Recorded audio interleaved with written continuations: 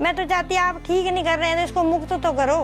This is the mother of 31-year-old Harish Rana. He has spent the last 13 years in a vegetative state.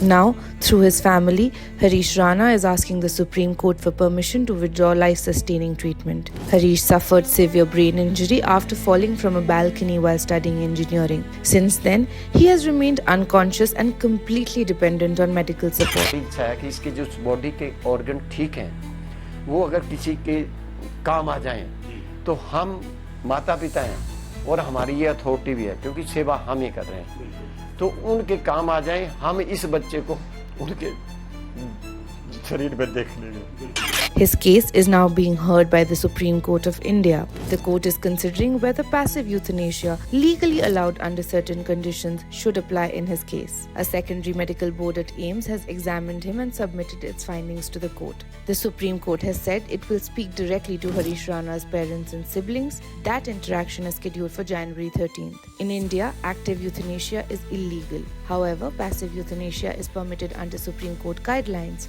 This allows doctors to withdraw or withhold life support in specific cases. मैं कह रही आपने नहीं sign करे, मैं करूँगी sign. जब मैंने 9 महीने पेट में रखा है, जन्म दिया है, तो मैं साइन करूँगी क्योंकि आगे का फ्यूचर इसका नहीं है ना।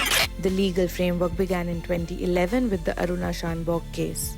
In 2018, the Supreme Court recognized the right to die with dignity and allowed living wills, advanced directives that refuse artificial life support if recovery becomes impossible. In cases where there is no living will, doctors must confirm the condition is irreversible, medical boards must approve the decision, and courts supervise the process. The Supreme Court's ruling in Harish Rana's case could influence how India handles long-term coma and vegetative state patients.